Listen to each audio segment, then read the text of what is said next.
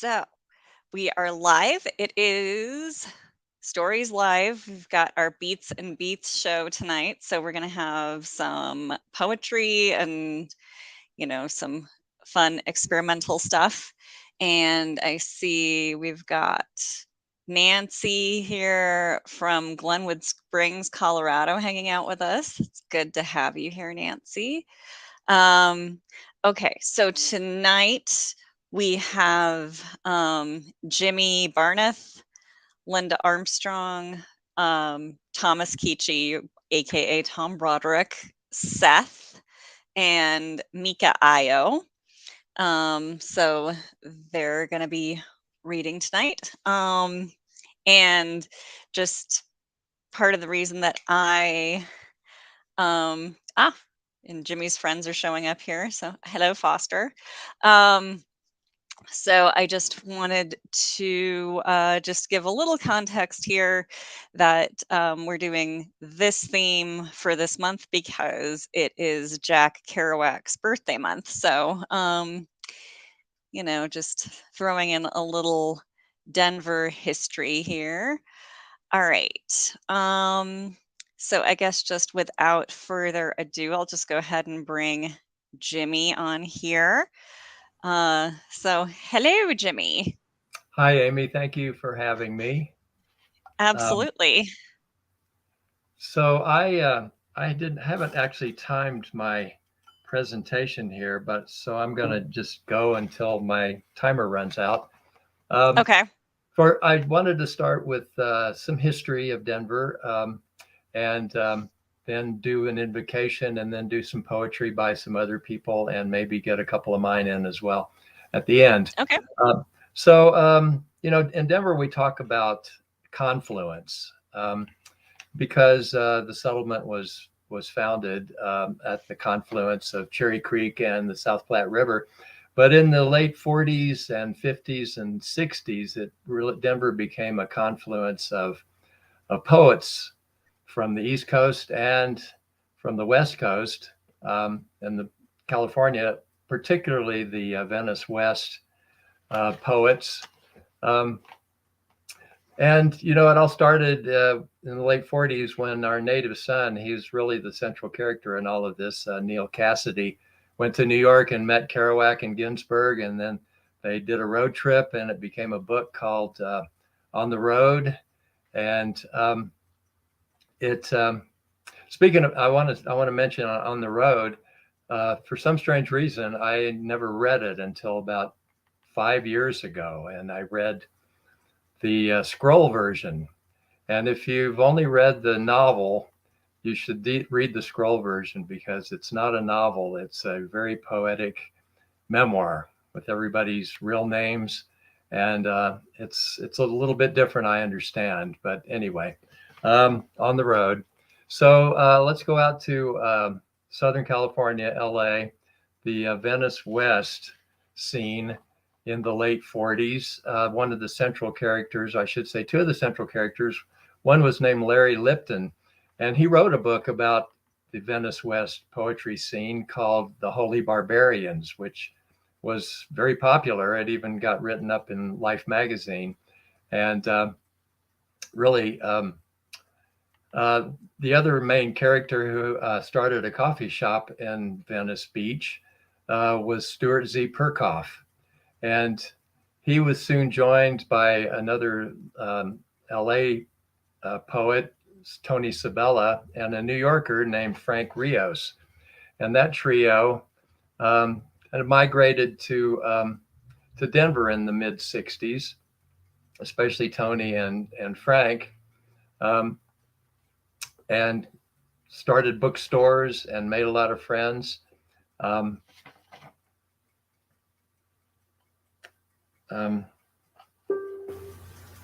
So I want to do an invocation to some Denver poets who I consider very much in that lineage. These are all poets that have gone on, left us with their lines, their immortal lines. and many of them are still very vivid in our hearts and our memories. Um, let me pull up my Word file here.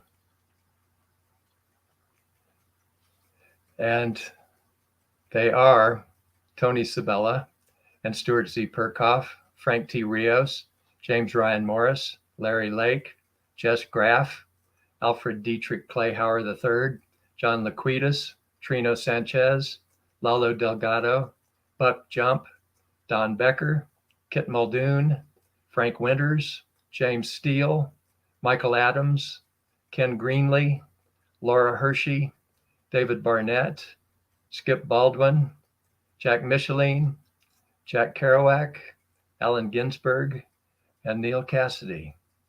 Now I'd like to read some poetry by some of these people, beginning with Stuart Z. Perkoff, Invocation. This is kind of timely as well.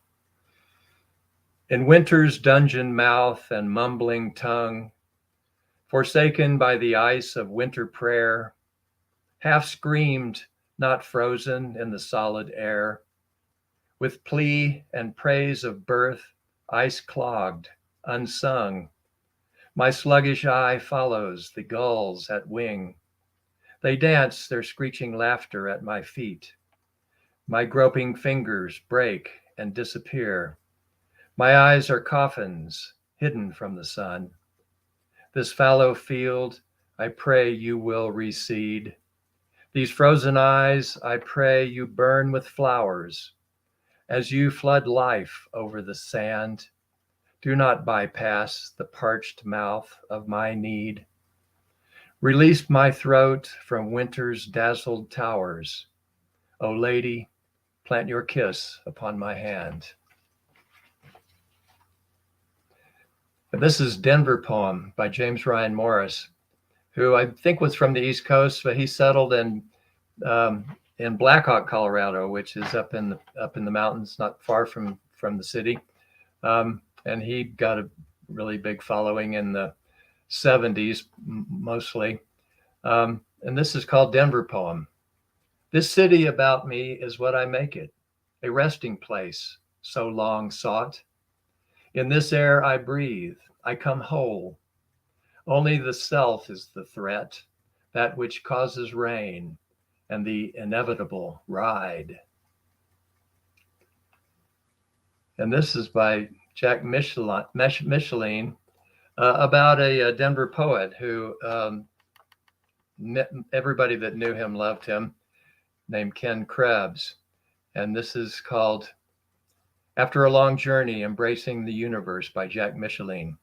I see Ken Krebs' face across the sky, above the rainbow of his mind. I stopped in Globeville, a suburb of Denver, to see Ken Krebs, old Chicago buddy, friend of Eddie Balchowski and Robert Schiller. Ken is a man of great natural talent and love. Ken Krebs is America, hidden on the side of the tracks, the other side of the American dream, the other side of the human race, where sunflowers bloom higher than the Empire State and trump all of the Donald's towers. His German Indian face is the face of America, of the prairie, of the range, of the mountains, of North Avenue in Chicago, in the Loop, on Skid Row, in B-Town, Wisconsin, in Dubuque, Iowa, in the wisdom of old Indian chiefs and the secret of herbs, roots, sunflowers, and the sun. Ken Krebs is America, a great artist, part of the American earth, uncompromising like Crazy Horse, who has given all to truth, beauty, and love. Like an old romantic dreamer, his work stands alone in the desert of time, unsung, unknown, only to those who know him. He belongs to the real America. He belongs to the people he loves. He belongs to himself. He belongs to everybody. He belongs to America. His proud, brave face across the oceans of time and mountains and the dust of the prairies. Whoever this man is, his work will live on. The spirit of love and life that is triumphant. His work brings love and life to all of us. Thank you for being Ken Krebs. You are the America I love, that is forgotten, He who discovers Ken Krebs discovers America. Your work lives forever. Love lives forever. And here's a short quote from Hal Ginsberg, who drove cross country 72 hours to find out if I had a vision or you had a vision or he had a vision, to find out eternity, who journeyed to Denver, who died in Denver, who came back to Denver and waited in vain, who watched over Denver and brooded and loaned in Denver and finally went away to find out the time. And now Denver is lonesome for her heroes. And I should mention now, I'm going to inject something here about Ginsberg. Of course, up in Boulder, Trungpa founded Naropa Institute. And the first thing he said is, "Take me to your poets." And Anne Waldman founded the Jack Kerouac School of Disembodied Poets. And under the guidance of Anne Waldman, Allen Ginsberg, John Cage, Diane DePrima, and Trungpa himself, the poetics department at Naropa Institute was born. This is Tony Sabella. Listen to the lady pluck the strings that hold the world up. She plays with her own echo, tempting song from us that gather neath the moon to sing it, float it in the fur of night, that she might, just might, pin me to her skirt of light. And here's a poet I didn't mention in my invocation, but we all love him. I know Seth was very close to him. Wild Poet by Woody Hildebrandt. Wild poet leaps in rainbow dolphin arc from ocean to Orion. Her pen drips coyote juice in blues. Moon grins. Wild poet breathes rhymin', laughin', prankster songs, glistening words in air. Her melodies somersault in harmony with sky, echo mountain valleys. Wild poet dances, marvelous jigs, joyous shaman waltzes. Her rhythms shimmy the giggling river, ticklebear and cloud wolf. Wild poet plunges, howling shriek, returns to ocean haunts. Her spirit traces linger among the progress, touching those who wonder. Woody. And it looks like I still got plenty of time, but I'm going to read a couple, two or three of mine. Ring of fame, ring of fire, ringside saints for the burning desire. Let me start over. Sorry. Ring of fame, ring of fire, ringside seats for burning desire. Blow for blow, tit for tat. Another winner hits the mat. The curtain goes up in a blaze of glory. Trite ending for a brand new story. Brand new brand. Ain't it grand? Behold, written in sand, signed, sealed, and sold. To bidders untold, lining the square. The market is ripe, the cupboard is bare. To the invisible ones on every corner. Life is sweet unless you're a mourner. For the truth forgotten, buried, denied. You'll never get ahead, son. Where's your pride? Where are your beauty enhancements, daughter? I'll not see you led like lambs to the water, to drink the truth of a world that ends in boundless love, where nothing depends. And this is one kind of in the vein that I wrote, I think in the 80s. And the title is Jack Kerouac Listens to Tony Bennett Sing Stranger in Paradise. Treble hook lyre, take my hand. Sometimes smoothness is the only stand. Short of escape, our mutual goal. Rich son of a bitch is excuse for soul. And Yates on 4th Street on a one-eyed roll. God, it hurts, and so good the yank. Reel me in your ice clink, warm arm crank. I was a girl once, don't give me that. In your orificial smoke screens, I smell a rat, a cold water cat, a high-speed flat, or an unrolled mat facing west where oxen shat. Strangers all without your show tune, heaven on the full breasts of the moon, lie your long, smooth, croony jaw, and in such reflected bright the lonely plotters saw. Let us receive our hard-earned awe. And this last one is is a poem to one of the poets I mentioned, who was really a good friend of mine, Jess Graff. 1935 to 2009, I wrote this as a eulogy. And all of these poets, or many of these local poets, had their own publishing with imprints where they would publish themselves and others. Jess's was Mountain Cat Press. Curiosity killed the mountain cat, his final lair still humming, with mind outflowing, hard cut flint sparks zing into darkened corners to die, like banjo notes fading to infinity. Mountain cat man, do the word, the phrase that blaze down the lines, ignite the night, ignite the next, and so on. Fire line a path, mountain cat arroyo, and dry wash concealing arrowheads, the ones that missed, zinged by mountain cat's broadside hide. Now he digs them up, remembers where they are, never forgets close calls, and who's hunting who. Mountain cat at war with the lady, at war for the lady, against tin ears and gung ho drums, at peace when it swings, like Stuart's bison's belly. Mountain cat stalks in perfect homage, homage to the smell of blood, brothers, and the beat of it as he runs.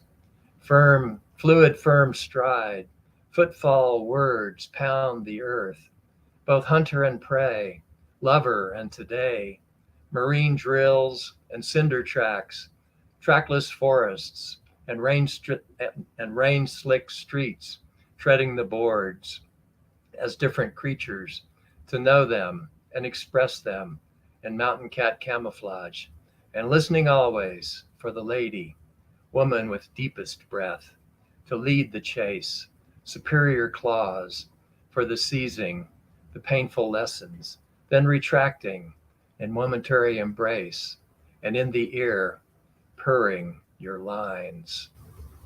Jess, your lines added up. I will carry them. Your pal, Jimmy. Thank you so much. Thanks, Jimmy. That was great. I definitely could not have done better myself. So, but not that that's saying much. But anyway, yeah, I mean, I know that when I was putting the call out for readers, Seth was like, "Oh my gosh, oh my gosh, oh my gosh, I know somebody who would be fabulous," and I'm just so glad that he Oh, introduced us.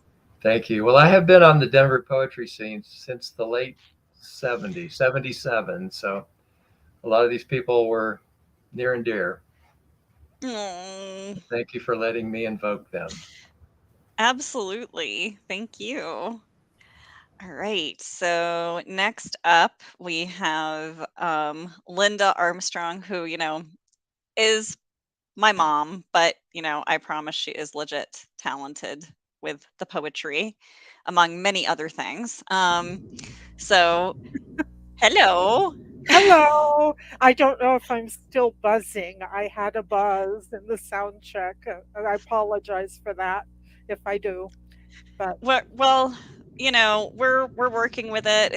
This is now what is it now? I was thinking about it a minute ago because I was like, when Jimmy was doing his reading, I was just thinking, gosh, this really does feel kind of like, more like our original show, only, we have better production values, I mean, like I didn't, inadvertently like take us off air, like 10 minutes in or something stupid like that. But I don't know, I'm just like, it's just so nice, everybody's like coming together, and it's just like all like, and then with this we've got like, we're bringing together some history of the beat scene and everything, so it's just very, I don't know, lots of artistic, I mean, confluence, he said, probably, I mean, probably is the best word, but it's just, I like that, and I like that feeling of community, so makes me feel less alone. Um, so, anyway, what have you got for us tonight? Well, it's not anywhere as wonderful as Jimmy's, but I'm going to be reading from you can't see it, I think, but yeah, you've got the blur. It's all I'm focused all on that's right.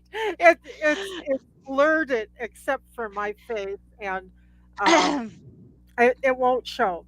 But anyway, there's it was for a Oh, and second. you've written Uh, on early tigers.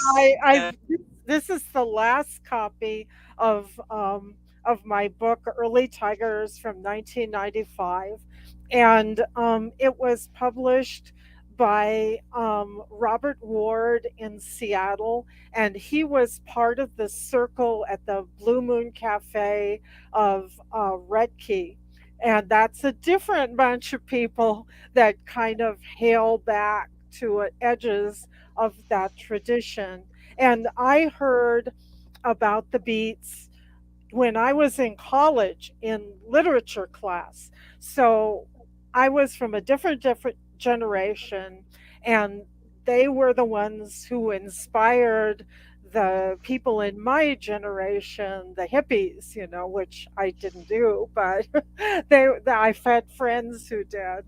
And so the the people in my generation that wrote free verse poetry are very much in debt to the Beats, and their embrace of mysticism and free poetry and sexuality and poetry, which I'm not. I have some in my book, but I'm not going to read those tonight because I have friends with children who are going to be listening. So I'll, Oh, I'll okay. I'll stick to the non-raunchy ones tonight. But Oh, okay. So you're not gonna read the really good I'm stuff not going to then. read the good stuff. Yeah, but Oh, okay. I'll put it on something else another time. Okay. Uh, Alrighty. Well, I'm I oh, sorry. Didn't mean to talk over you. That's all right. I'm just going to read some poems and talk about them until I run out of time. When I first read poems from this book, it was up in Seattle.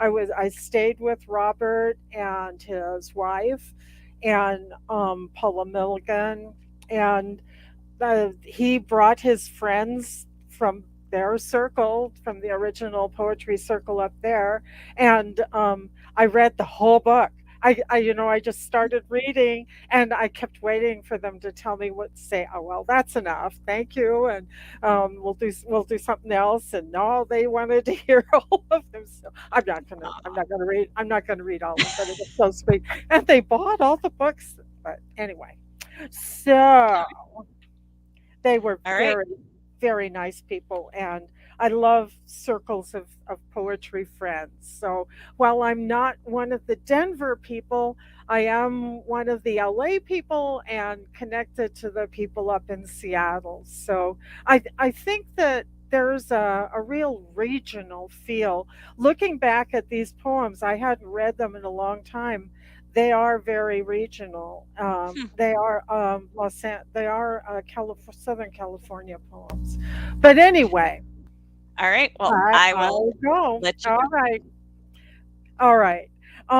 This first one is about my grandmother, who came to Los Angeles um, when it was still wheat fields, and that she washed clothes the same way she had washed them when she lived in Iowa, in tin tubs that she heated over trash that they burn trash, and they use that to heat the water.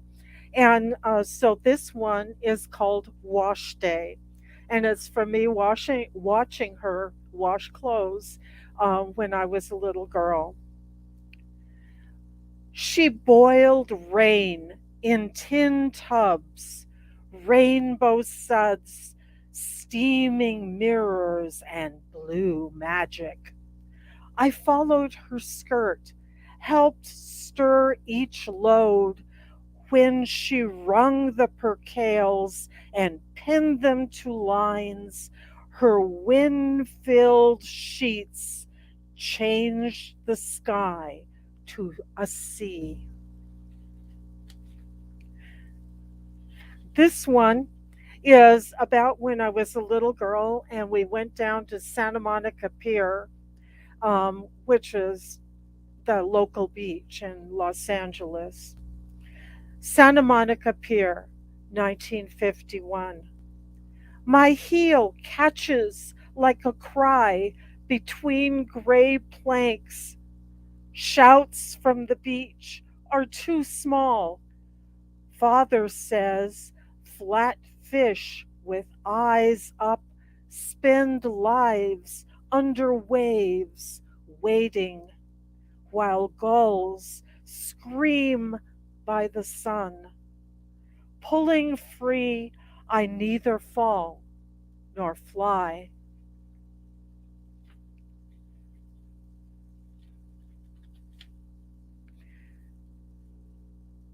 Two apples. This one was inspired by a certain poet who wrote a poem about plums. I think you know who it is.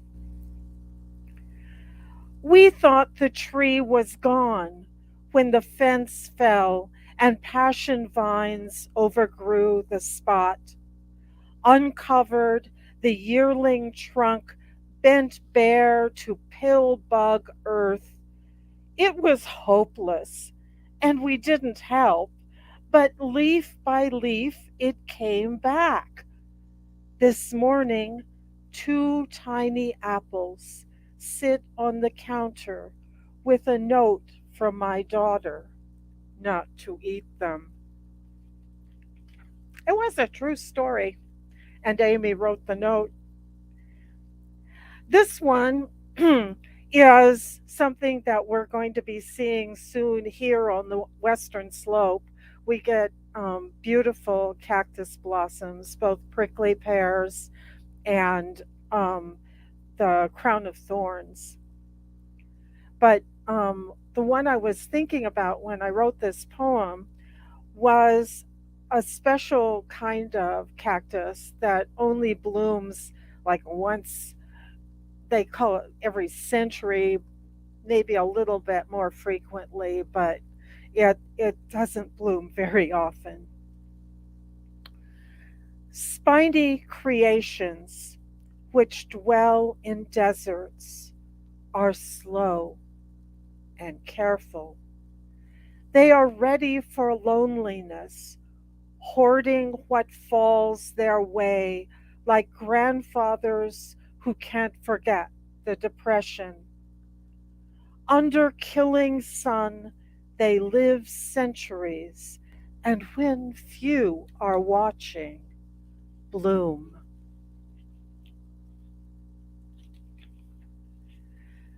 One of my favorite places in California was in Northern California. It was the redwood forests above San Francisco. Those trees are just breathtaking, and standing among them and looking up, looking out, is indescribable feeling. Gathered years fall away in this forest, which hasn't changed anything but slugs, squirrels, and an occasional branch since the days when Greeks cut down distant trees to build a horse.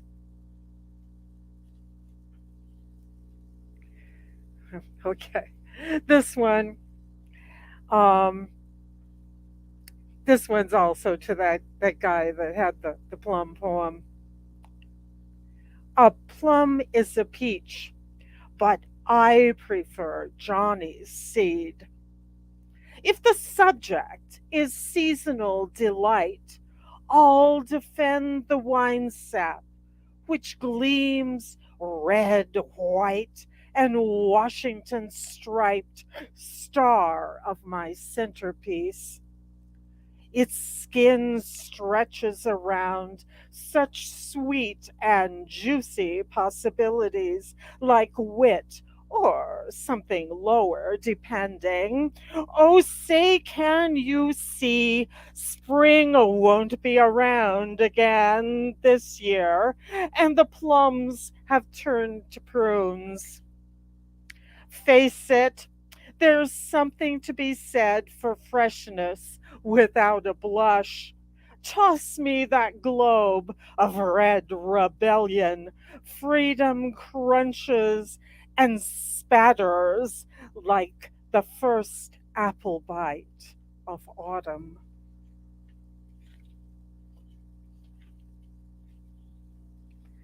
This is a weird one. It just kind of came to me, and I don't know what it means. I like poems like that, they're just fun. I have several of them in this book. This one's called Winter Song. Will o' the Wisp, longing. Mister, can you help me? I don't know where home is anymore. You are a stranger wearing distance.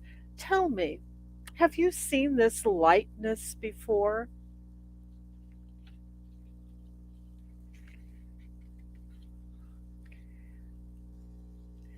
Simply. And if I say it simply, will you hear me when the last persimmon sun has walked out the western door and left us with farther stars? And if I say it elaborately, like the lace curtains in Normandy, will you be taken, carried away?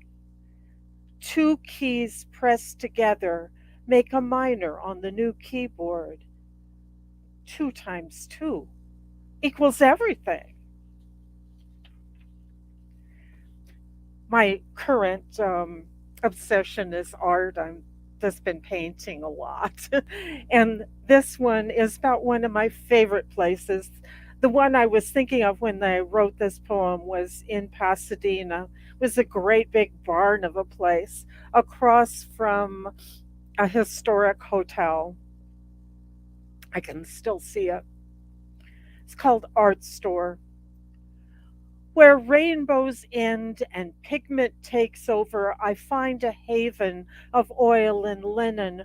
Morgue drawers on the far wall hold papers from Paris. Sables and camels bloom as brushes and pots. Sun reaches through wide windows, and tubes of titanium it touches will later lead light still further inside.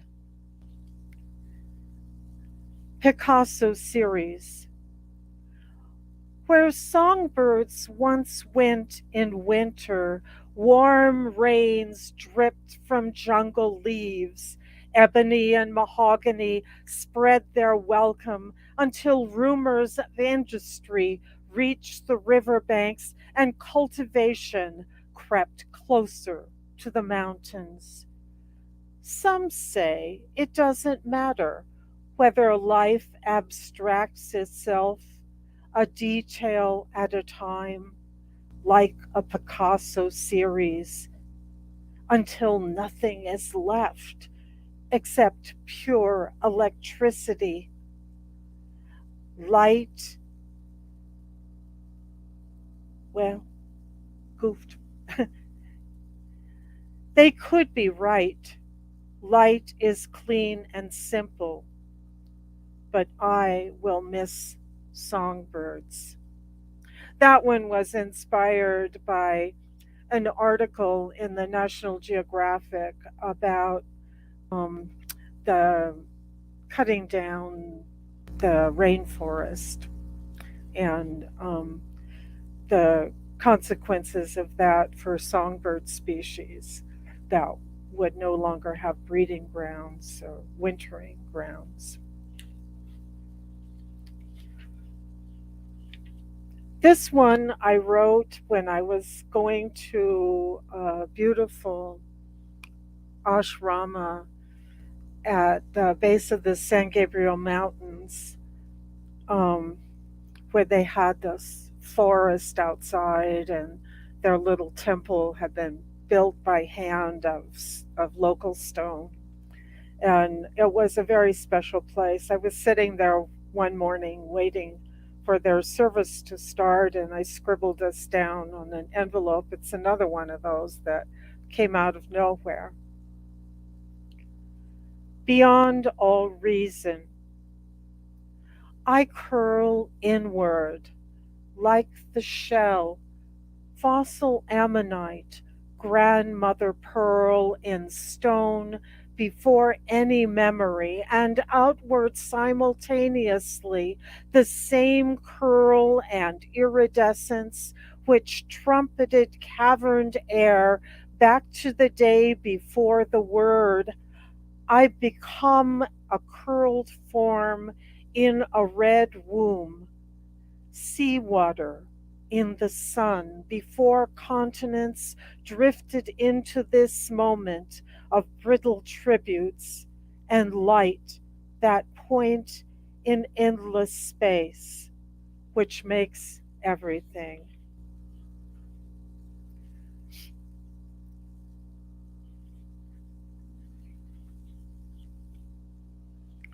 Find another one here.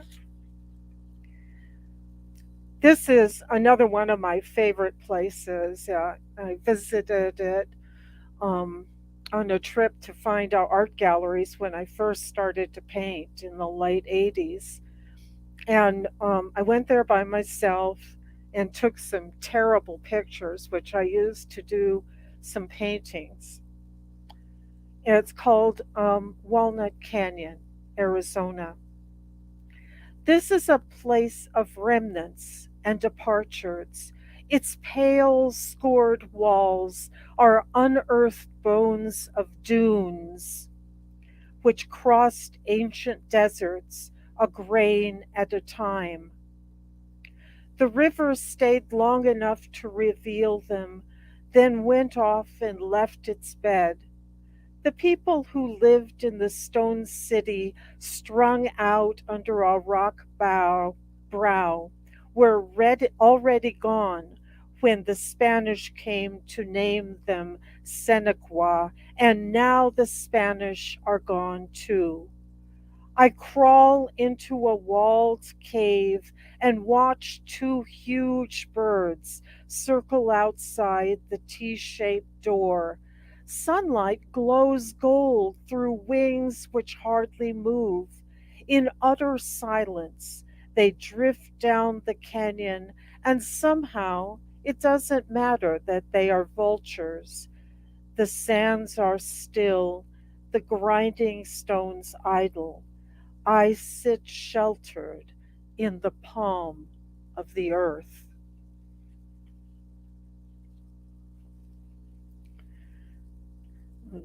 Um, I really should. Okay, I think I'm probably all right. Um,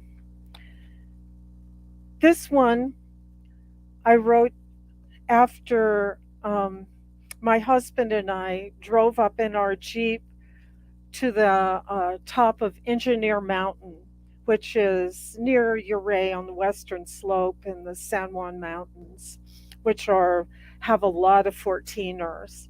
And you can get pretty close to the top in a Jeep.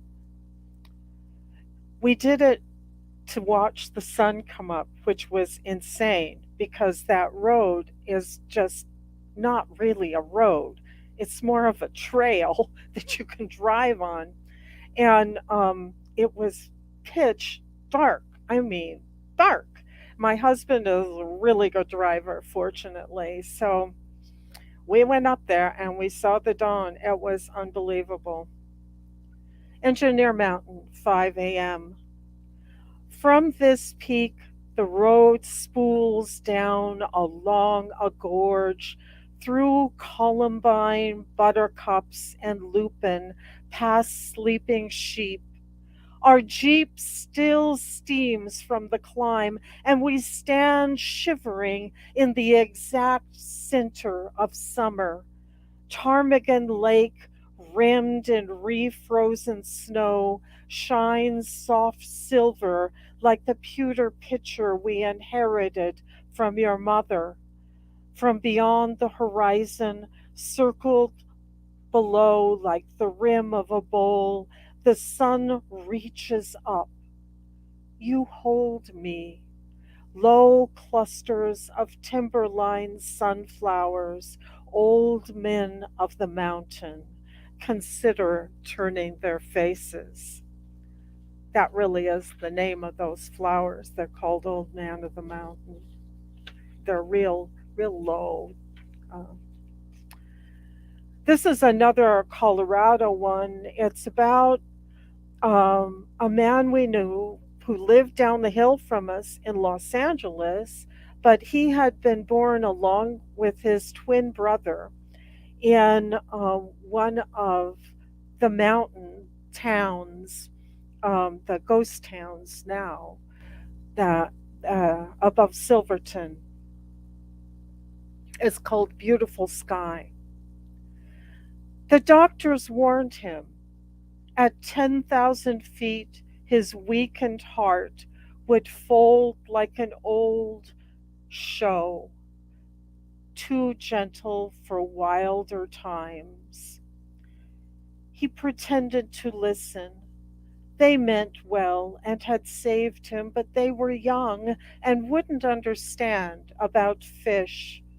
For 40 summers, he'd studied trout ways, the place rainbows hid in the shadowy stream near the timberline cabin where he had been born. If he couldn't cast his line across the water, his soul would fold into longing like a tiny child in well meant blankets. His wife was with him on the bank when he lay back, wide eyed, and said, "Oh, what a beautiful sky." Oh, I can't read that. Okay, now this one is in honor of Women's History Month, and it's sly. After the heavens and earth had been sorted out, after God's garden and his man, he made me, the end of all creation, not its afterthought, but its reason. I am the rib, and time is in my side. That's called Eve's Secret Song. There's some I was going to read, but I will skip. Okay. This one is alchemy. You are lead around my waist, hands and feet bound. I wear you like a necklace of jade skulls. You are the biblical fish, my eternal consumption. You have delivered me from the hope I once held for embraces and from running. You are gold in my heart. That's about love.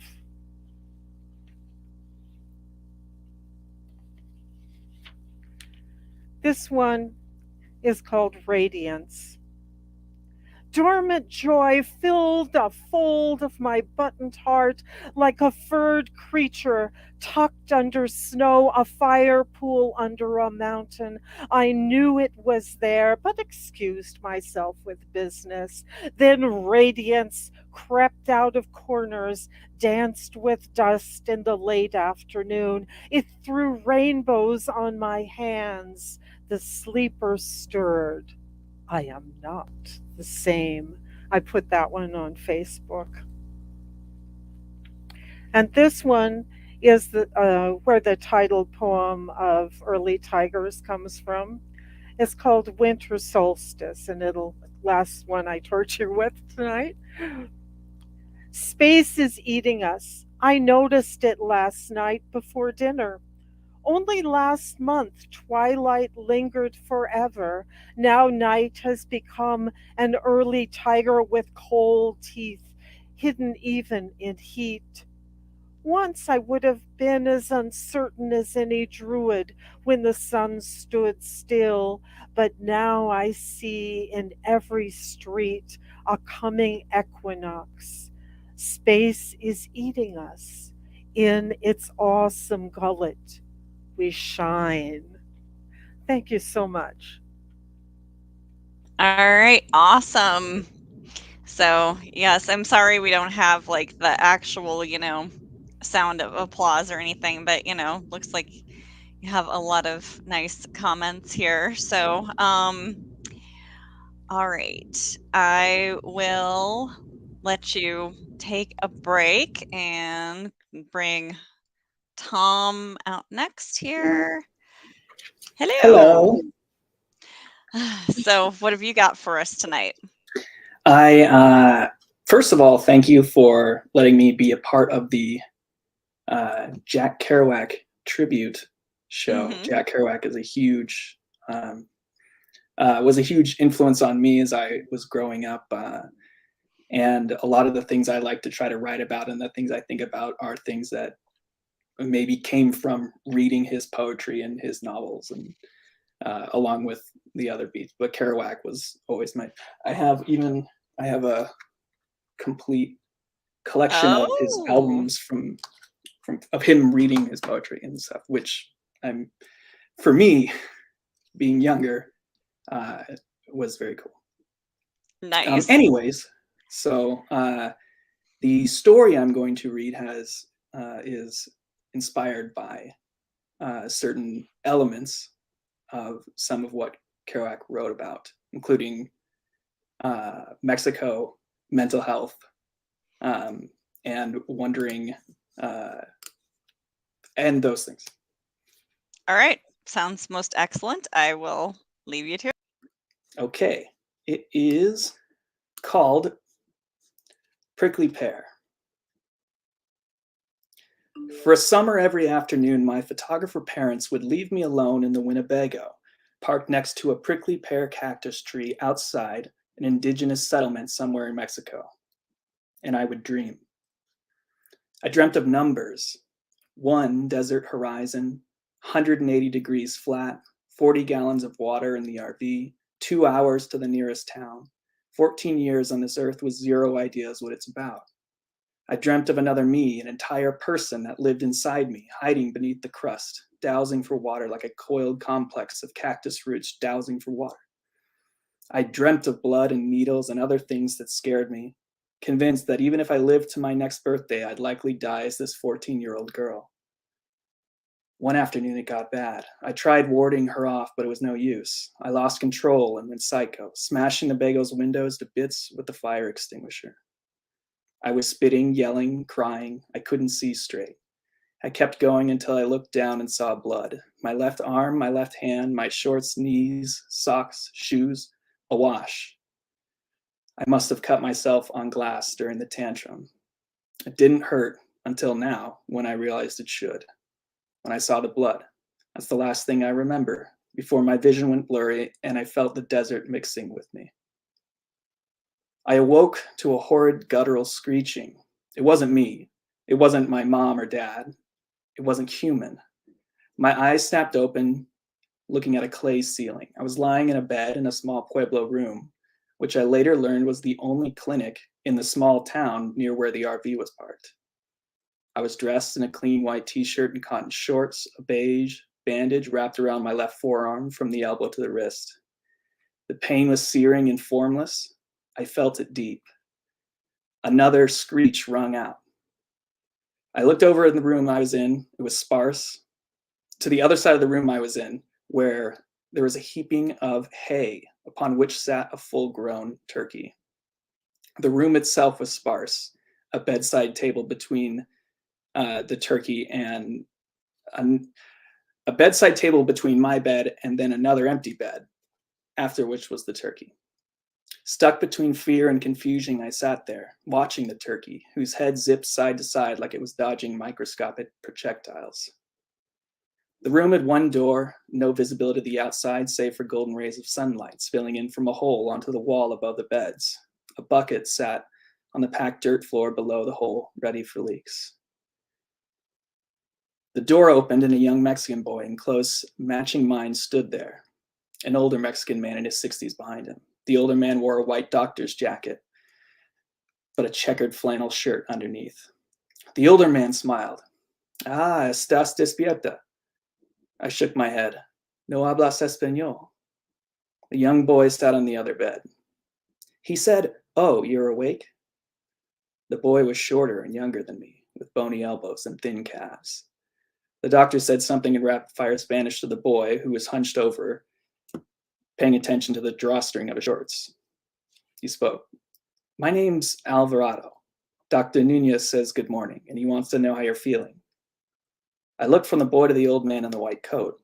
Dr. Nunez smiled and looked between the two of us. I spoke to Alvarado. "Why is there a bird in here?" "Dr. Nunez is an animal doctor and a people doctor. Around here, there's no one else." "No one else?" At this moment, my parents entered the room in a cavalcade of hugs and tears and kisses and pinched voices. Dr. Nunez appeared perturbed by this, and only after a few minutes of my parents asking how I was and saying they loved me, he shooed them out of the room, nodded at me, and then closed the door behind him. The turkey gurgled faintly.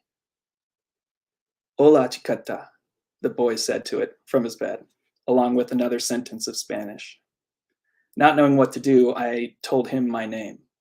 "We know," he said. "We?" "Me and Chiquita. She's Chiquita." He pointed at the bird. "How did you know?" "Your parents couldn't explain to the doctor well last night, so I explained what they said about how they brought you here in your broken house car." "Nobody else speaks English?" He shrugged, then lied back on the thin pillow and fell into silence.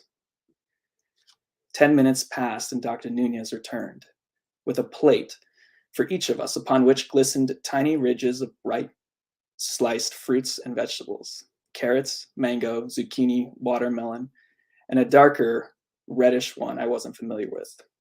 "Nopales," Alvarado told me. "It comes from cactus." He pointed at the periodic perforations in the dark slices. "The needles get taken out." "Oh, we call them cactus fruit." To my relief, Dr. Nunez promptly came back to retrieve Alvarado and Chiquita from the room, and I was once again left alone. I put the plate with the de-needled cactus fruit on the floor, then thought better of it and put it in the far corner of the room next to Chiquita's hay, my arm flaring with each breath under the bandage. There was little else to do besides go back to my bed and lie down. For some time, I drifted in and out of restless half-sleep until the full version of sleep eventually won out. When I came to, I noted the sunlight still visible from the hole. My shoulder jostled back and forth, and I looked over to see Alvarado nudging me. "I'm waking you up." I sat up, and he went to the door, opened it, and said something out of it in Spanish. Then he went back and sat on the other bed. Chiquita remained in the corner on the hay, although she was standing idly now. Dr. Nunez entered, but this time he came with hands gloved, wielding something in them, a syringe. My heart fell to a pit in my bowels. "No," I said, pointing at him. No. He stopped in the doorway. I looked over at the boy. Alvarado, he said.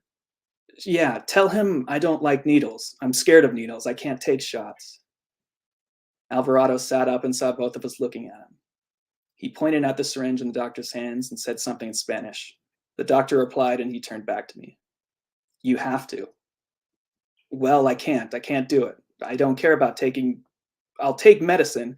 I'll just puke everywhere and freak out if he sticks me with a needle." Alvarado gave me a dubious look. "You'll what?" "Puke. I'll throw up." "Oh." Alvarado translated this to the doctor, and the doctor replied to him in length, sometimes gesturing to me or the syringe or outside the door. When Alvarado turned back to me, he sighed. "You need it." He didn't say anything else, instead getting up and crouching next to Chiquita and stroking her feathers gently. I looked at the doctor, and he could tell the translation wasn't as detailed as his explanation. Tell him I'll take the pills or I'll drink medicine or whatever he wants, just not the shot. You can't. Why? Because your minds are bad. What? Dr. Nunez says he can't give pills to local people. It has to be a shot. Well, I can't do it. I crossed my arms, favoring the bandaged one. The doctor asked the boy something, who replied without looking back. The doctor then left, closing the door without the smile he'd previously given me, and he returned with a bottle of pills, which he explained to Alvarado, who explained them to me. Take 2 upon waking, 2 in the evening. Takes longer than the shot. I agreed, and after that the doctor left, and the tiny dusty room was filled with silence. Alvarado kept stroking the turkey's feathers. I was exhausted, and it wasn't long before I found my vision dimming back into sleep. Dreamless sleep, like the waking dreams that turned to nightmares in my Bago afternoons. When I awoke, it was a lot colder. No light came in from the outside, so I guess it was night. There were no voices outside the door, no footsteps leaking in from outside, no donkeys clomping or kids yelling and running by. All was still. I rubbed my eyes and swallowed 2 of the pills from the bottle. A few feet away, Alvarado's form breathed in sleep underneath the sheet of his bed. Chiquita was sitting with her head back in her feathers, although her eyes were open and dull, staring at nothing. Do turkeys sleep with their eyes open? I wondered this. Then I wondered if Chiquita had died with her eyes open. She wasn't moving. She was here in this tiny clinic, which apparently doubled as a vet, so it wouldn't be strange to think something's wrong with her, just like there's something wrong with me. My fears were assuaged when she rocked gently to shift her weight and blinked. Relief swirled with the pain under the bandage. I closed my eyes, and I thought about dying. Would my eyes be opened or closed? And what would people say when they found me? In my dreams, an enormous cactus ball the size of a train chased me from the RV into the desert, which became steep dunes like in the Sahara, and I began sinking into them instead of running. This enormous cactus ball found a nearby haystack to sleep in, while I fell through the sand, which opened into a blank white room with a single door. It opened and Dr. Nunez appeared, carrying a syringe, liquid squirting from the tip. He laughed, and inside his mouth wasn't teeth, but thousands of tiny razor-sharp needles. I jolted awake. I tried to scream, but had no saliva. Knot of nerves undulated in my chest. Panic took over, and I swirled into coughing, gagging on my tongue. Chiquita sprang from her hay nest at the noise and danced around. Alvarado waved at me from his bed, then pointed to the bedside where there was a clay-fired cup of what looked like water. I drank it. It was enough to quell the circulation of terror. My shoulders heaved up and down as I wheezed, and it took me some time to regain my normal breathing pattern. When I had, Alvarado leapt out of his bed and proclaimed he had to pee. He was out the door before I could say anything. I was relieved my coughing fit hadn't already made me relieve my bowels. I watched Chiquita in the hay, and I saw something I hadn't seen before. She only had one leg. She was missing one. She made little halting hops around the room, pausing to pick at the floor with her beak. She looked at me a few times and gobbled, although she gobbled without looking at me too. I took my pills and used the toilet after Alvarado came back. But when I returned to the room, I opened the door to find Dr. Nunez in the middle of giving Alvarado a shot in his arm. Quickly, I turned away and slammed the door shut. I waited outside the door, huddled in a ball. When it opened, I sprang past Dr. Nunez to my bed to take cover under the sheets. He closed the door, and then my roommate spoke to me. You know, if you're a local person, you're going to have to take shots. I got to take mine all the time. I took a drink from the refilled water mug and steadied myself. You do? Yeah, I'm like you. Like me? Yeah. Bad brains, he said, pointing at his head. Did you go loco too? Yeah. What'd you do? He didn't reply. It was the first time he hadn't supplied an answer when someone had asked him a question, as he'd been translating back and forth tirelessly for a full day and night now. Instead, he said, if you take the shot instead of the pills, you can leave faster. I know, I said. I don't care if it takes 100 times as long. Why do you hate shots? It's needles I don't like, I said. Why? Now I hesitated.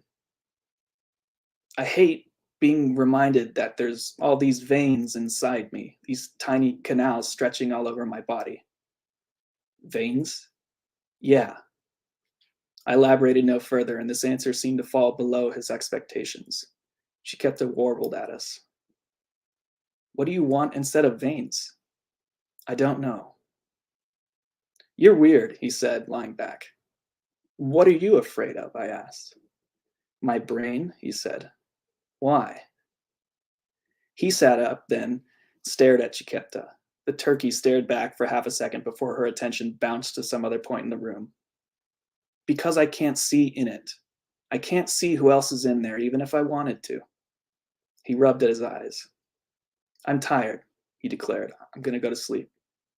Good night, I said. He got under his covers and turned to his side, facing away from me. I fell asleep in the evening and woke at night, shivering. The room was besought with darkness. Only a bit of moonlight from the outside seeped in, casting faint, elongated shadows. The usual smell of antiseptic was missing, and in its place was something like mothballs, like a closet long unopened. Sitting up in bed, I looked at the bedside for the pills. Only then did I see that Alvarado was also sitting up in bed. But his back was eerily straight, very erect and rigid. He was hardly breathing. His face looked like a mask, his eyes wide open, dry and milky. Alvarado? I whispered. He didn't move. His gaze was fixed intently on the corner of the room where Chiquita was lying with her head down, eyes closed. My spine tingled like I was seeing something I shouldn't be seeing. I tried whispering his name again, Alvarado? And my voice was dry and crackly. I swallowed the pills with some water and then laid back down, Alvarado's rigid figure in my peripheral. I turned on my side and closed my eyes, wanting to escape this cold, musty void as soon as I could. I went back to sleep. When I next opened my eyes, the light coming from the hole in the wall told me it was morning. The smell of antiseptic was back. Stark silence and chill of the night had given way to the heat and movements of people outside and inside the clinic. My parents were next to me, both sitting on wooden chairs. They bade me good morning and informed me the doctor said I could go home. I'm cured? No, you just don't need to be here, my dad said. You'll keep taking the pills. As long as there's no shot, I thought. I went to the bathroom while my parents did paperwork in the waiting room outside the little room. When I came back, I took my time formulating a suitable goodbye speech for the roommates I had had during that time. But when I came back, I realized they weren't there. Alvarado's bed sheets were tossed all askew. I inspected Chiquita's nest. There, I found something I hadn't expected. Blood. It wasn't noticeable at a glance, but up close I could see a patch of dark hay stained with dried blood. The blood, if it had gotten outside the nest, appears to have been cleaned up from the dirt floor. I went to the doorway and asked my parents and Dr. Nunez about it, what about the blood in Chiquita's hay was. My parents exchanged uneasy glances. We're not sure if we got the story right, my dad said. The paramedic tried to explain. Paramedic, I asked, for a turkey? Para Alvarado, Dr. Nunez said, severely. My mom came over to me and took my hand. Did you hear about when the boy first came here? No, I said. What did he do? My mom hesitated. My dad appeared behind her. He pulled one of the legs off of that turkey. He pulled the legs off Chiquita? Not both legs, just one. Well, until last night. Apparently last night he pulled the other one off. And that's what the blood in the hay is. I looked from them to Dr. Nunez. What happened to Alvarado? They took him away, my mom said. To the city, to a hospital. We don't know much else. I didn't say anything. Dr. Nunez came over and apologized in Spanish to me, and then my parents. I couldn't even lift my eyes to look at him, though. This man I'd been mortally afraid of. I just went numb. My parents finished their paperwork and led me to the RV, now outfitted with blankets and plastic tarps covering the windows.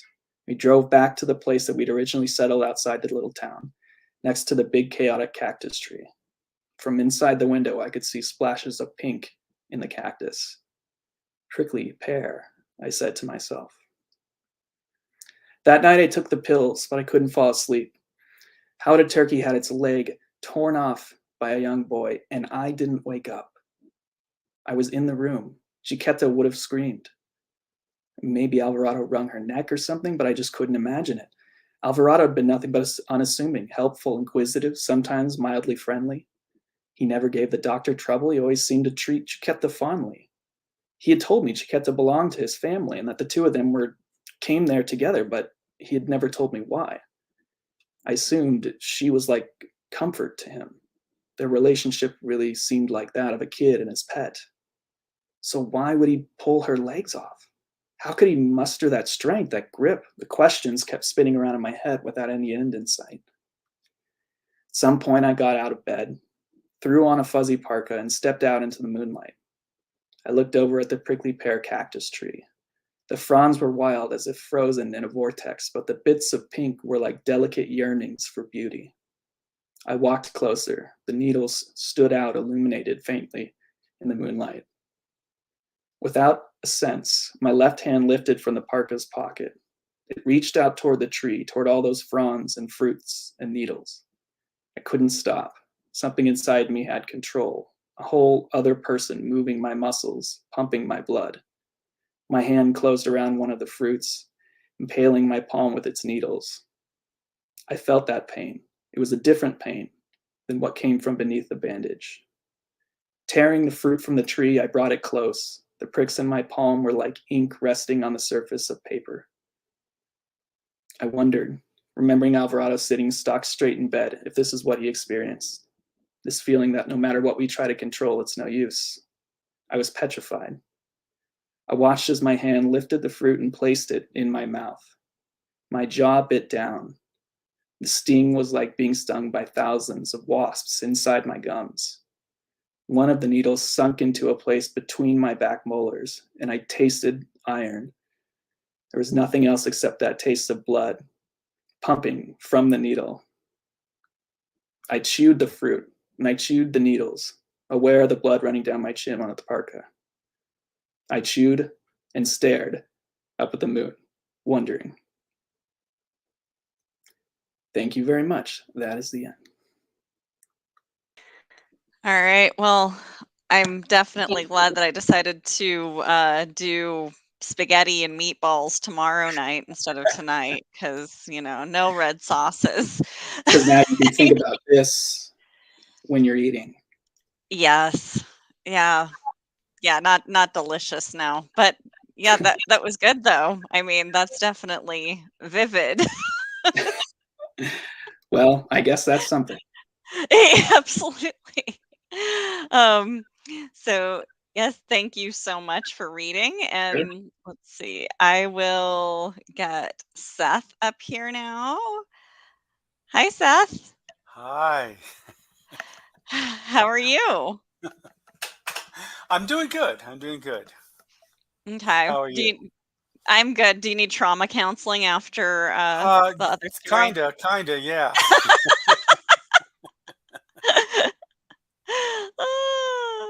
All right. Well, so what do you have for us tonight? Well, I thought what I would do is, I've read On the Road several times, and Hmm. I've always been impressed by Kerouac's poetic language. And in fact, it kind of inspired me to experiment with what I call poetic narratives. They're stories that are very, very, even though they're stories, the language is very, very poetic. So I'm going to read one of my poetic narratives for you. Nice. Okay. Let's see. This is titled On the Eighth Day. 'Twas the year of the rat, the year a thick butter sun slid lazily down our strong brown backs, endless days of cotton sky, baby gurgling blue. 'Twas a year of glistening corn, waving wheat that winked, that peas that laughed in the wind and told jokes, of honey thick as evening breeze, and a moon so close, so white, you could reach up and milk it. 'Twas a year of velvet midnight, silken darkness, tall shadowy trees, wind playing hide and seek, of fireflies, talking crickets, and each star a great, great, great, great grandparent, twinkling proudly over swaddling progeny. 'Twas the year Cain and I wrestled among cows, fought over fishing poles, and what to name each new sheep. We marked our gangling growth in notches slid across Father Time, the name Grandpa had given our favorite oak tree. 'Twas the year of whistling plows plundering the topsoil, of songs and good morals splattering the countryside in full scented bloom, of blackberry pies and flower-cheeked moms, long satin hair tied from behind, of dark-eyed girls beneath blushing bonnets and men tossing horseshoes, swapping tall tales, straw lazily lounging from glimmering teeth. I was almost 13 when a stranger came to town, a pale stranger with a skinny black tie. We were there when his wagon rolled, creaked, groaned into our village square. We were splashing in mud. The Thompson twins, Hector and Judd, had splashed us first, my brother and me. We were wreaking sweet revenge when the whinny of the stranger's mare and the barking of his wagon wheel alerted our innocence that something like lightning, like thunder, had just rumbled into our quiet, yawning town. From the safety of a statue, a stone colossus of our founding mayor, we watched as he woed his horse, jumped to our earth, scarring it with his jangling boot heels. Everything about the pale man's shine, his boots, his buckles, his silver-brimmed hat, his toothy smile, the playful glint in his one good eye. We watched and whispered as he peeled like fruit the layers from his caravan, revealing curtains of the blackest velvet, bottles and jugs, vials and cans, black labels bold as lions, and a flaming red sign, miracles and magic from the divine hand of Dr. Mann. Free financing, no payment down. We watched and wondered as he tipped his hat and kissed each lady's hand, laughing like a thundercloud, grabbing men by the shoulder as he shook them by the hand. Cain and I were first to saunter over. Judd and Hector followed close behind. Word traveled fast. A stranger the color of bread had descended the mountain and landed in our virgin town. In less than an hour, like bees, our whole world came buzzing. Old man Jackson with his mouth of missing teeth, the hair-lipped widow, her witch of a sister, the bald and always babbling to himself Mr. Ernst. There was skinny Miss Sally who cried to keep herself thin, and mean Mrs. Thompson tugging her gray stringy hair, lecturing her hunchbacked husband who nodded absent-mindedly as he stroked the smooth head of his golden retriever. There came Pa, and behind him the midget Johnny Huckleweet.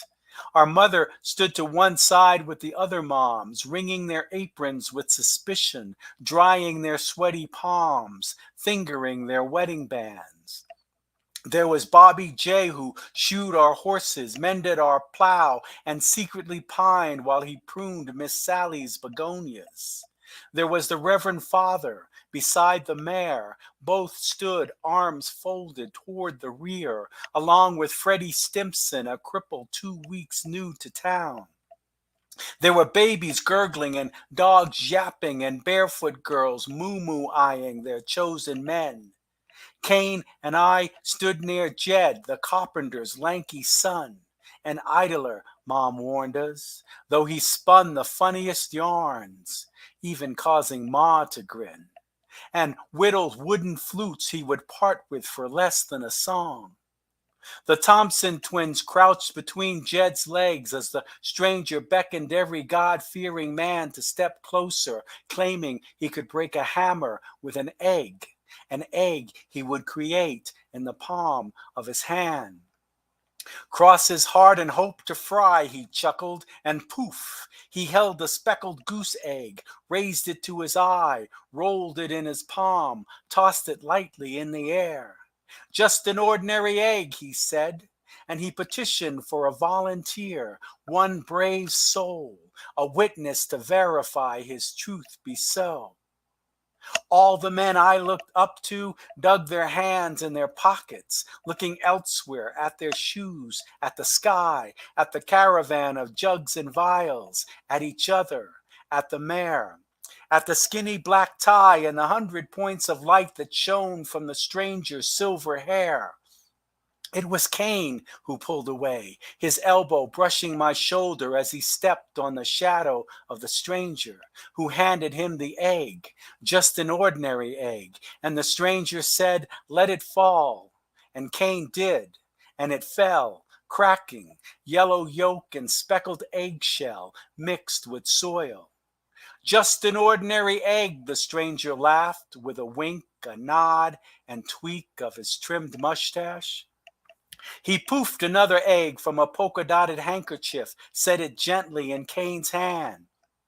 "Just an ordinary egg," he grinned, and Cain nodded. "Thank you, son." And he stroked Cain on the head. Cain came triumphant, grinning, showing coins the stranger had slipped into his hand. "Just an ordinary egg," the stranger said. "But what if I coated this egg with unadulterated virgin snake oil?" And his brow formed a question mark, punctuating a silence that could unnerve the dead. The women oohed and awed at the thought of a snake untainted by a male. And the men imagined the stranger slaving in the sun, wringing the necks of female vipers, collecting the gooey death sweat in a pail, straining it, purifying it, funneling it into glass bottles according to the latest in scientific methods, then using it on anything that ailed. So we wondered, what would happen if he coated that egg with, what did he call it? Something or other virgin snake oil? When he flailed his arms, a fluttering dove appeared and flew to the nearest rafter. When he spoke in tongues, a pan graced his hand, clanged against his knuckles, gleaming in the sun. An empty pan, but with a flick of his thumb, became full of clear liquid goo that he dipped the egg into. Then he dipped the hammer. "The hard will be made soft, the soft hard, and the meek shall inherit the earth," he pronounced. "That is, as long as they take their daily teaspoonful." And he flashed his perfect teeth. He smote the egg, the hammer disintegrated. "Thus is the power," he giggled, "of genuine virgin snake oil." Then a voice called from the rear. Freddie Stimson hobbled through the crowd. "Can it make me walk?" he challenged. "Can it make me dance and swim?" And the crowd parted like a river as he limped on handmade crutches, nearly falling at the stranger's booted feet. The stranger stroked his beard and tipped the broad-brimmed grin. "If you believe in the power and know the words to placate the heavens, the blind will see, the lame will walk. But tell me, sir, how long have you suffered this debilitating affliction?" Freddie Stimson mumbled about being crippled all his life. The stranger shook his head. "Then your affliction was ordained by God, and what God hath joined, let no man put asunder. That is," the stranger added, "unless that someone be a doctor, and that doctor be named man. Of course, ordinary snake oil would be useless, but that's why I've created high-octane super strength." And he pulled from a hidden pocket a vial of deep blood red, poured 3 drops on a ladle, had us repeat strange words in a foreign tongue. He laughed and cried and fell on his knees, gazing up at the hazy blue horizon. His face turned red, then green, then pale again. Open wide, he said. Freddie Stimson knelt, opening wide, slipping out his nervous tongue. The stranger poured, the crippled grimaced, his face turned red, then green, then back to brown again. He threw down his crutches, took a shaky step, nearly tumbling over. Pa and Mr. Thompson had to catch him, steady him. He wobbled forward, each step growing surer. By 20 steps, he was walking steady as anyone. I can walk, he shouted, throwing up his arms, screaming, thank you to the heavens. I can skip, I can run. Running bead-like through the crowd, he laughed and cried and fell on his knees, and the others moved closer toward the stranger, unburdening their pockets of gold watches and spare change. That's when Cain grabbed my arm and pulled me from the crowd, me wondering what snake oil might do for my lisp. I want a fee, I protested, stomping my feet on the dusty soil. But Cain held firm and dragged me along, enticing me with his shiny coins, implying where there was some, there was sure to be more. He led me to the edge of town, the edge of our world where all forbidden lay beyond. At a hollow elm he earlier had carved his mark upon, he reached in deep, pulling out a polka-dotted handkerchief. Wrapped within were other shiny coins. But how, I said, and where? From the divine hand of Dr. Mann, he laughed, telling how yester eve he came upon a campfire tended by the one-eyed man. When I protested, he ceased his belly laughing, twisting my arm when I threatened to tell, even offered to split the money 60-50. When I refused, he knocked me to the ground, punched and kicked till I tripped him, and jumping to my feet, I ran. But his legs were stronger, his shoes of surer leather. I could hear his footsteps and heavy breathing closing in. Something solid struck me on the head. I tumbled forth, felt something warm and flowing. Then I saw the whole world turn red.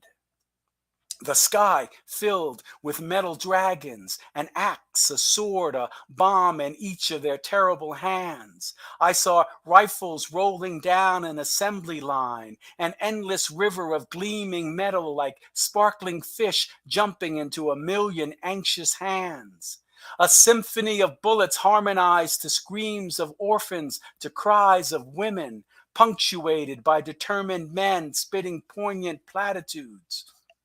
And I heard the steady ching, ching, ching, ching of cash registers, money endlessly changing hands.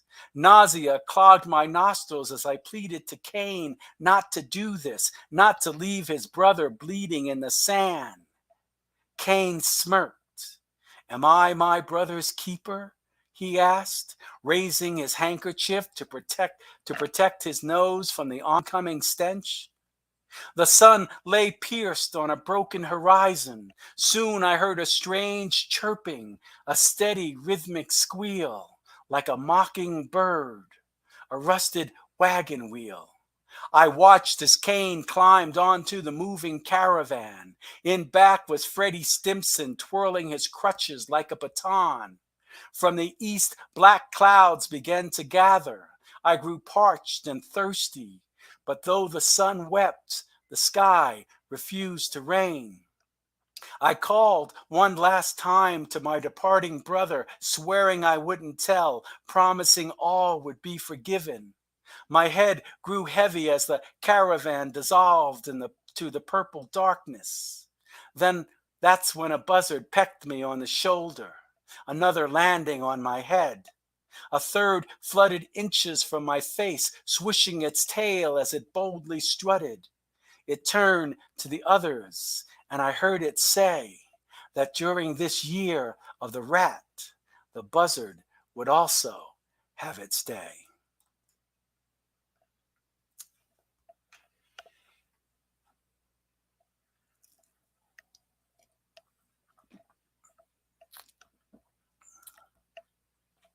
And that's the end. All right. Yes, you have to give me my keyword. Otherwise I don't. All right. Thank you so much, Seth. That's amazing. Sure. And so let's see. Next we have um, Meca'Ayo Cole. Wait, did I get that right? Yeah, you did. Thank you. Okay, good. All right. So yeah, what are you reading for us tonight? So when I picked up a bunch of love stuff poems, they're just on my desk. And I also maybe will read one story from my book, An Identity Polyptych. Cool. That's the AKA Tamika Coleman. That's my name I'm transitioning away from. And just a little bit of a thing, like Mika is part of my old name. The apostrophe is where I'm at. And Ayo means joy. And that's where I'm moving. That's where I'm moving towards. And so I guess I'll start with this poem. I'm probably going to read all over the place. But first, so I promise I'll remember the good things is where I'll start because of that joy part. Because this whole book is it's pretty sad. It's about familial estrangement, being in between things as a mixed race Black person and moving towards reconciliation. So 2 weeks after the book came out, I'm like, I want to change my name. Okay. All right. Well, I will leave you to it. And yeah, that's great. Oh, shoot. It's so weird, just talking to yourself on a video. So I was really excited to talk with you. But hello, I'm Meca'Ayo Cole, Meca'Ayo. And I have some poems for y'all. And I wanted to thank everyone here. It's really amazing to hear people bringing in, the Denver poets that have, been the foundation of Denver poetry.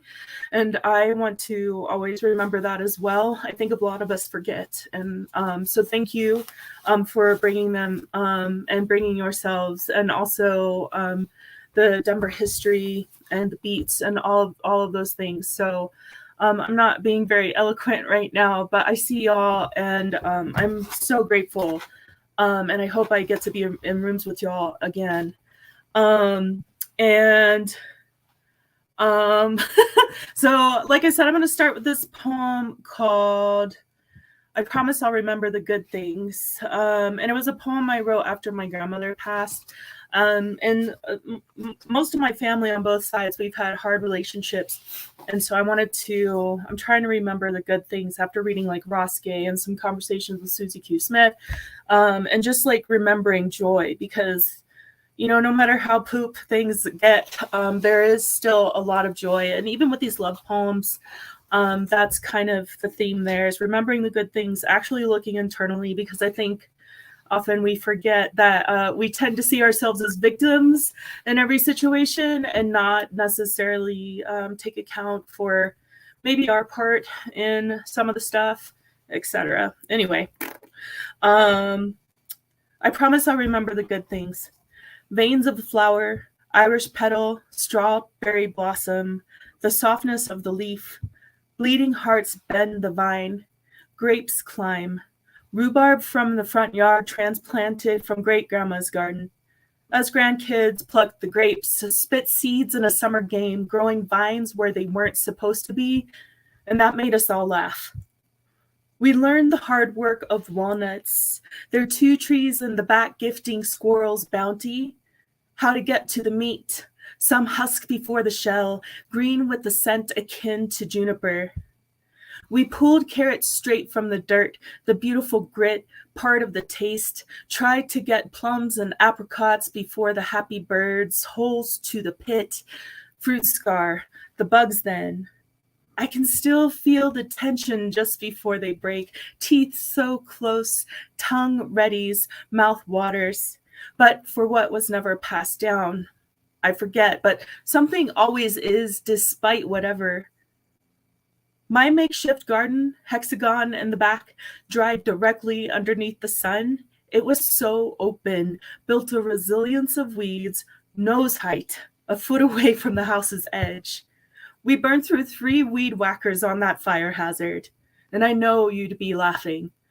I remember the taste of sun-warmed tomato, the bitterness of a pickling cucumber, the strawberry rhubarb pie, and bread pudding you and great-grandma used to make. I remember corn and sunflowers, cabbages and pumpkins, and weird things we tried that never worked for a desert prairie garden. I loved their strange names and how we tried them anyway. And that's in a grip of poems I'm working on called Home Cycle. I'll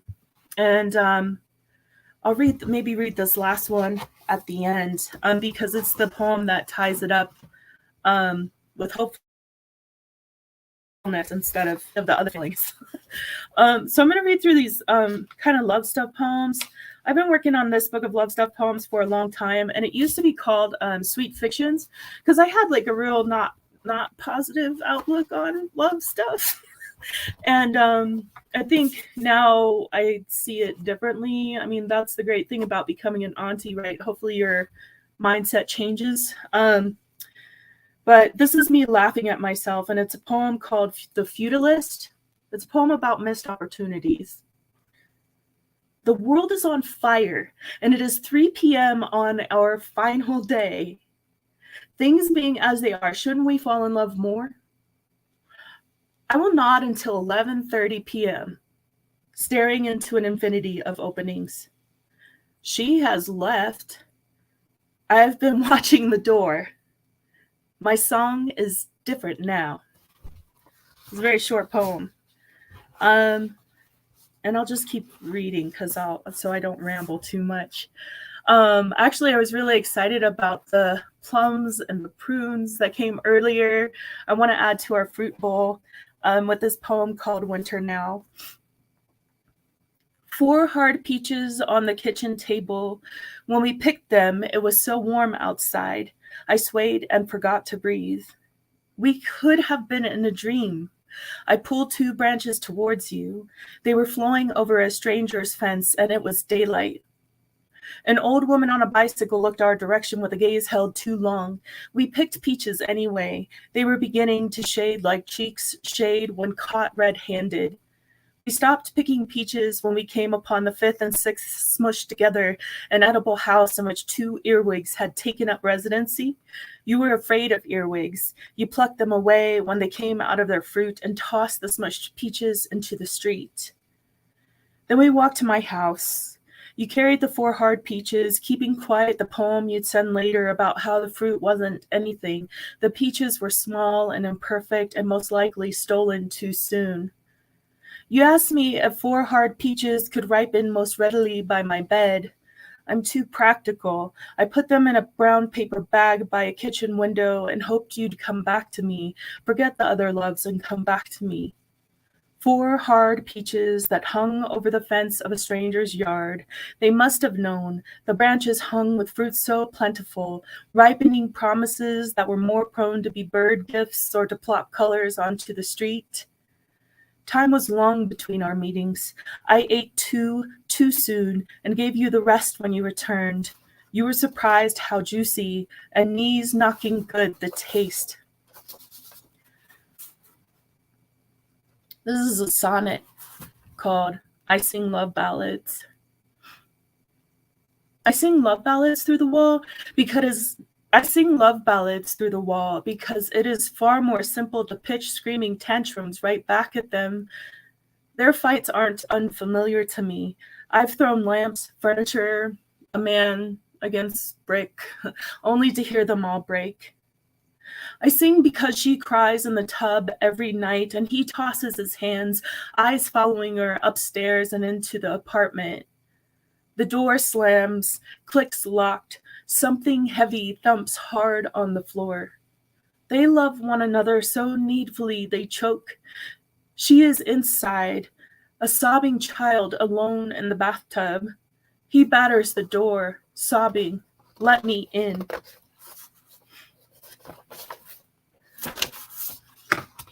These poems are a little gay.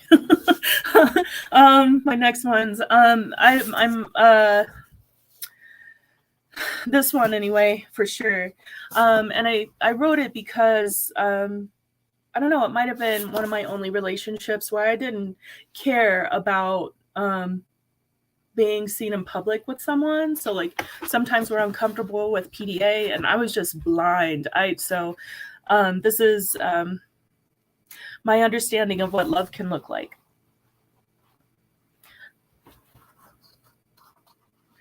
I felt you pull away when two people approached from behind us. We were embracing in the street. You lit a cigarette, smoke filled the distance, and I wish I learned how to fight. But it was a man and a woman thick in the patterns of their own life.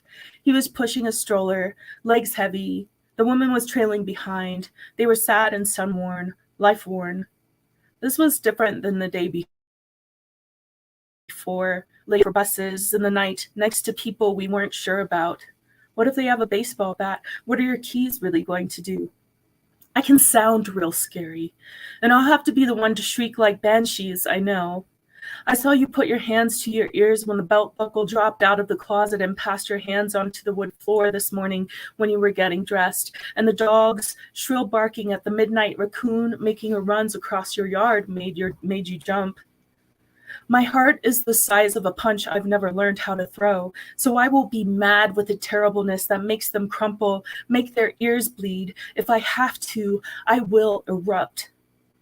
I want to hold you all the time, at bus stops and grocery store aisles and the coffee shop with your hands between my knees. We ignore the people distracted from their laptops as I breathe the line of your scalenes.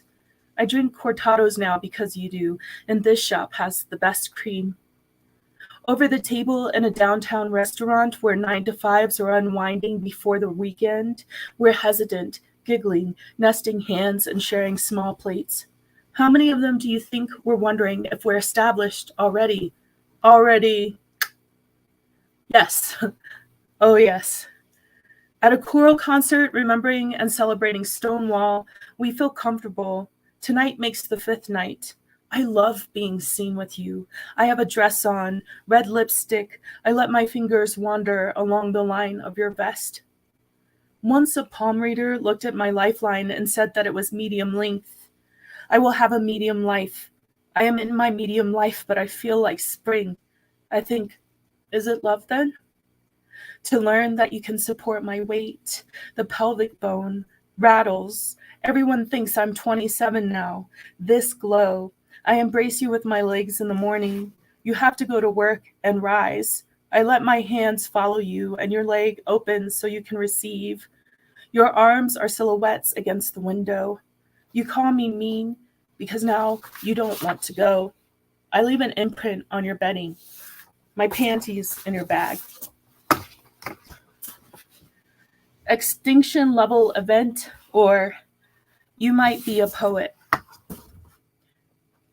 If you lay in the grass with me and turn your head level, you can see the soft slopes of this park overlapping, like the tides of the sea held mid-movement, like breaths stopped for viewing, a breath stopped for viewing.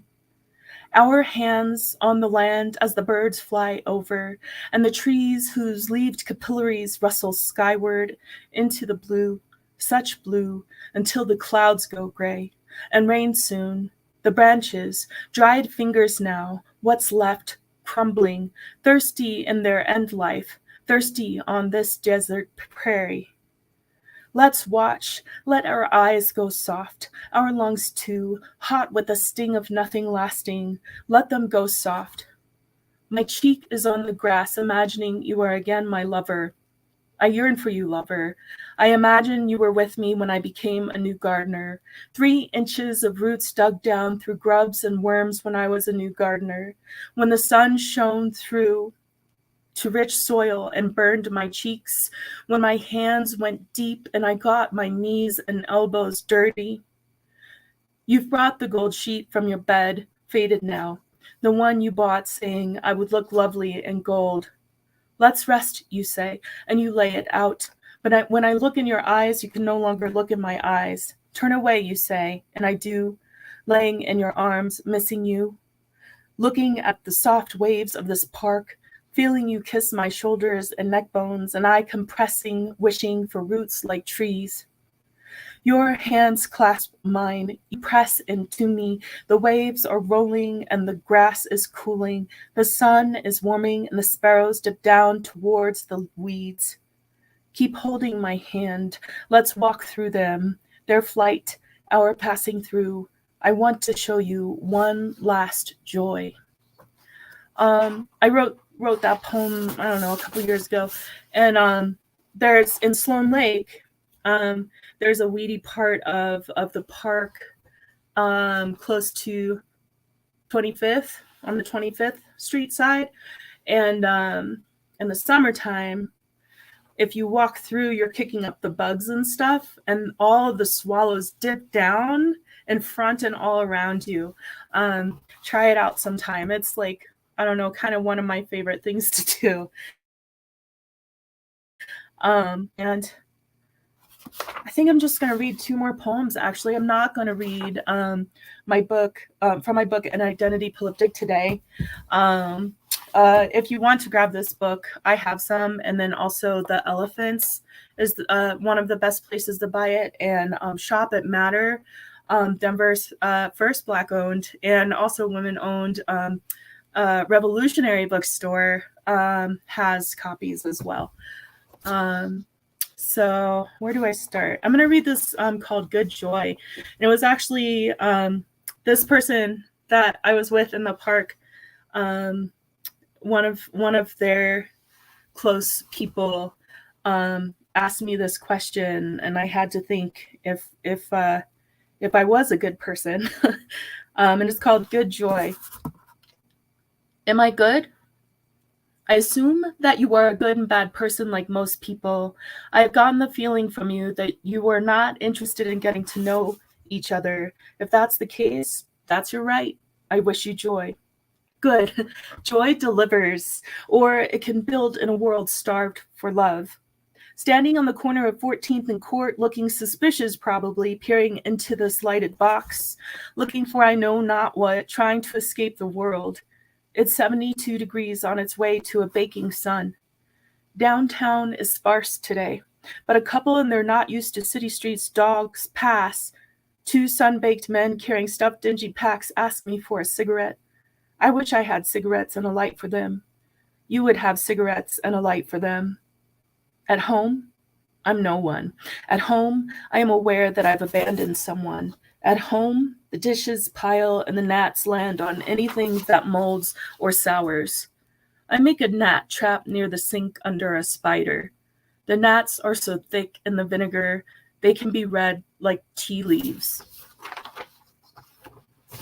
I just have one more poem. I've never really liked to leave on a bad note because I think there have been times where I've said a hard poem or sung a hard song and like all the air like is just evacuated from the room, and I often feel bad. So I'm going to read y'all this poem called I Used to Be a Catalog of Doubt, but Now I Am a Catalog of Hope. And thank you so much for having me here. Yeah. I used to be a green switch my parents made me pull off a tree when I was in bad trouble, but now I am laying on a bench watching the branches sway as the wind blows. I used to be 4 taxis, 2 airplanes, a rented car that smoked over new mountain roads to an uncertain house whose moldering walls were not mine. Now I am a home full of books and memories and a special tea set I reserve just for company. I used to run all the time, but now I sit in the muck of it, until the muck settles and my toes leave prints in the soft mud bottom, and I start to see the little fishies swimming around my ankles. I used to cry a lot. And I still cry a lot, though the crying happens for different reasons. It's not always sadness. Sometimes it's because a strange and beautiful song I've never heard before strikes me. Sometimes a baby smiling makes the whole world right and my heart crack open to light. How can it not? I used to hope for rainbows after it rained, but now I take a walk in the drizzle, study the slants, sometimes let myself get soaked by a downpour. Like the time I rode my bike through a torrential storm, I wasn't sure I'd be able to make it through. My arms, hairs bristling, and my shoes sloshing cold as I pedaled fiercely through deep puddles on the path. I prayed and I prayed the lightning wouldn't strike down, and it didn't. I pedaled and pedaled, ran my bike up the stairs and into my apartment. I went to the door to look back over the direction I'd come from. It was a sky full of dark, roiling clouds. I held the railing of my porch, heart pounding, wondering if I'd do it again. Yeah, I'd do it again. Thank you. All right, thanks, Meca'Ayo. That was great. Yeah, so let's see. I don't want to like leave you hanging out here like on your own. So Oh. go ahead and bring the other folks back here, as we do our little wrap up. Oh, all right. Yay. Cool.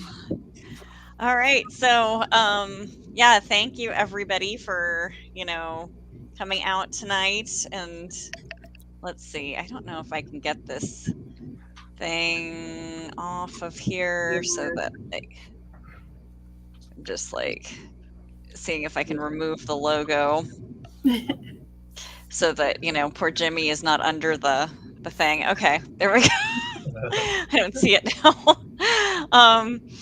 But yeah, so let's see. Got some new. So we've had a couple of new readers on here tonight. Meca'Ayo, this is the first time you've been on here. Jimmy's first time you've been on here. Yay. Seth, has been putting up with me for, multiple shows. So I don't know why. And yeah, Tom and my mom, but they have to. So anyway, yeah, does I don't know. Like Well, I noticed that. Oh, sorry. I was just going to say I'd like to come back. I write stories too. Yeah. Sweet. Yeah, definitely. Yeah. So, like, what kinds of stuff do you usually write about, Jimmy? Well, memoir type stories mostly, but not too much fiction. Okay. Yeah, that's cool. Like fun. Yeah. Let's see. And do you know Ed Ward at all, or Oh yeah. do you just know? Okay. Yeah, we go way back. Yeah. I've done his All right. story time at the Mercury Cafe on several occasions too. Awesome. Yeah, I've been there as well, and that was actually how I originally met Seth. So yeah, it's a good time. It's a good spot.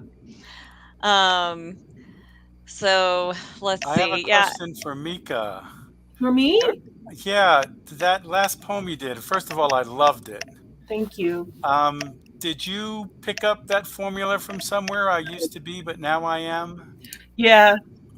Okay, because I teach kids, and I use that for imagery. But you took it in a very, very different direction. It was absolutely wonderful.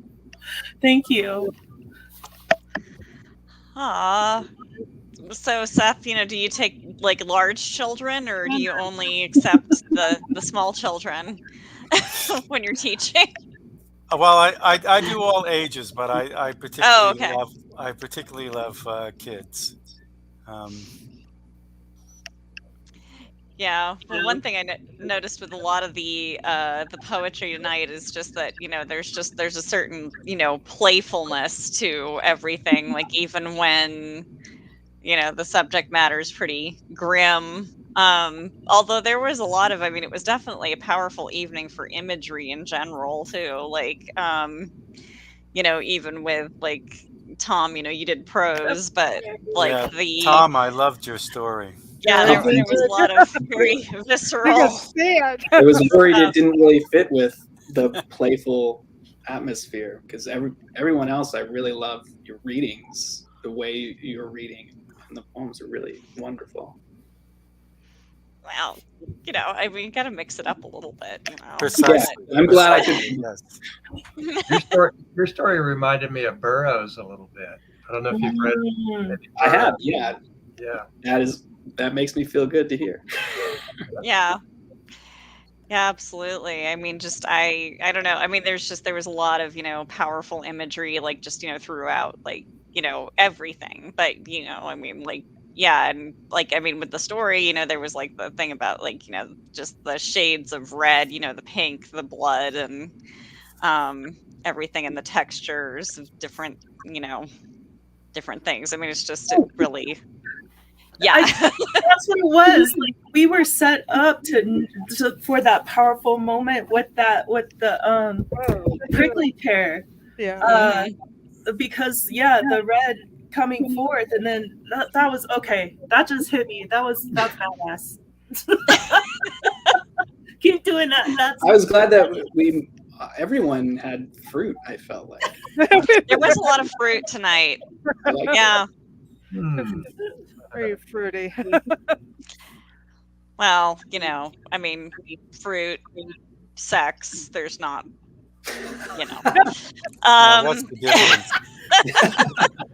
It's spring, right? Springtime. Yeah. and then, Meca'Ayo, you just threw in the nuts too. So, we had the nuts, which I guess are like roughly the same size as a man's prostate gland too. So, there's that. So all these layers and layers. Everyone's just like, oh my God, Amy, really? You went there, didn't you? Okay. That's my poetry, right? It's poetry. I just didn't read mine. I know. I figured it was late. I Exactly. saying the word, so Exactly. I mean, it's fine. It's fine. So yeah. Oh, there was just some amazing work tonight. Very inspiring. Makes you want to go home and write. I mean, be home and write. Yeah, Yes. great mix of voices. Yeah.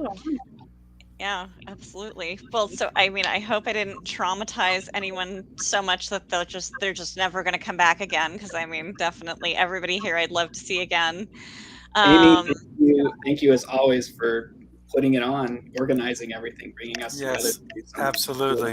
like this. Yeah, well, I like hanging with all of you, and I mean, I really miss in-person open mics. I hope I can, go back to going to them again. I mean, it's definitely like one of those situations where it's like, it's like there's all the sweat and the seamed up windows and everything, and it's just like, I don't know, it used to be that I was like, oh my gosh, I love this, there's all this creative energy and closeness, and now I'm like, oh my God, there's all this closeness, it's like not safe. Ooh. But I hopefully we can fight off this stupid virus, and it won't be cramping the open mic lifestyle so much. But I do like doing the show. Like, it's fun to have the virtual open mic too, and we don't have to worry about parking and all that jazz. So Or driving over the rock pile. yeah, I live on the western slope, so I Right. yeah. And I'm grateful I can take part, not being That's true. in Colorado and not having to go back and forth like the one time a year I used to. Where are you located? In Southern California. So Ah, still related, like Linda was saying, representing the Southern California portion of Kerouac's journey. Oh, Yeah. that reminds me of. I wanted to. I was. Oh, are we? Hold on. This book here, Venice Oh. West. This is Oh. really a great book on the Venice West beat scene of the Oh. 50s and 60s. I highly recommend it.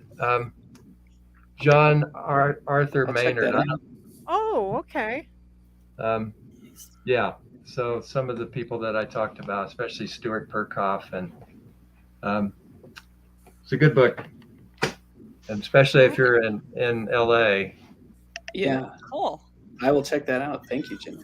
Sure.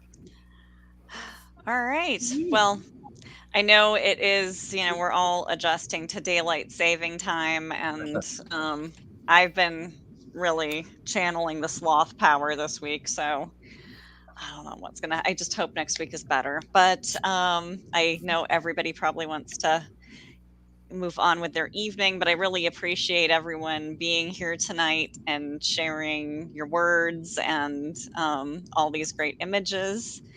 And yeah, I mean, I look forward to, having you back or seeing you at a Woo! signing or, whatever happens next. Very excited. Awesome. Yeah. Me as well. Yeah. Thank you again. Thank you for Thank you, Amy. All right. It was All right. wonderful. Have a good night. All right. Take Good care, night. everyone. Good Take care. night. Good night. Good night. Oops. Okay. So that's our show for tonight. And our next show, I actually do not have a theme yet. Would you believe that? So April 20th, can pencil that in for 7 p.m. And I will be putting out an announcement for a call for readers and all that good stuff soon. Also, oddly enough, I do have the May show figured out. A bit sooner, and that's going to be on May 18th at 7 p.m. We're going to be doing a show featuring authors who do produce Amazon Vella, which is like stories that are serialized. So, I mean, because I just am not that hip when it comes to this. I mean, really, like, I of course think of like Dickens, and the serialized stories, but there's probably a more contemporary example. But anyway, I hope can see you for that. So yeah, stay safe out there. Read some good stories, and I will see you in a month. All right. Take care.